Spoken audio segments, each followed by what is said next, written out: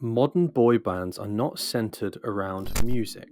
Instead, they're centered around marketing. Every single aspect of them, from their appearance to the lyrics of their songs to the way they talk during interviews, is all carefully crafted to appeal to their target audience, young women from the ages of 13 to 25. In the first place, they choose boys that have a naturally attractive facial bone structure, as well as a slim to muscular body type. You won't usually see a boy band member with an awkwardly large nose, or a boy band member who is overweight.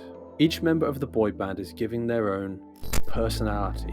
One is the bad boy, another one is the funny one, and another is the sensitive one. The marketing team behind the boy band carefully craft each of the boys to fit into their role. Having a range of crafted personalities allows the boy band to appeal to a wider range of young women. A fashion expert will then design each of their outfits to make sure everything they wear fits within their personality role. The lyrics to their songs are designed carefully by a marketing team to make sure they appeal to a female audience. They're always about romance, love, fun, or partying. You won't hear boy bands often singing about anger, revenge, because it would drive their female audience away. The songs of boy bands are created by a marketing team, not by the performers themselves. Boy band members are always presented as safe romantic interests who are more interested in emotional connection and romance than any kind of sexual activity. The members of boy bands are legally obligated not to break their character. Each member of the band is required to sign a contract when they join a record label. This contract often requires them to stay at a certain level of physical fitness, and there are rules about how they're allowed to behave in public.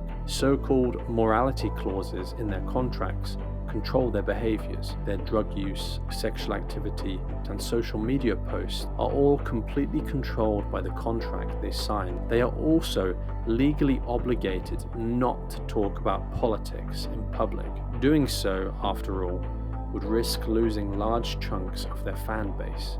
Everything about boy bands is crafted by a marketing team in order to appeal directly to the female brain's evolved instincts, and they make a huge amount of money and profit through doing so.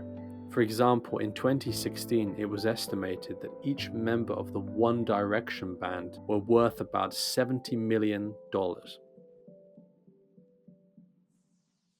It's amazing what you can do when you appeal to the evolutionary desires of human beings on a mass scale through media. To put it simply, boy bands are first and foremost a marketing project, not an artistic or musical project. Any concept of art or music takes a backseat to making sure that they market themselves to their target audience. That's why the music of boy bands is usually so incredibly bland, and why they never really say anything of substance during their interviews. Members of boy bands are not free-roaming artists creating the music that they want. Instead, they are carefully controlled puppets who are put in front of the public in order to make money for a record label. They don't write their own lyrics, a marketing team does. If they did attempt to write their own lyrics, they would be heavily restricted in what they were allowed to write about. If, for example, a member of One Direction had wanted to write a song making some kind of political point, they would have been forbidden from doing so.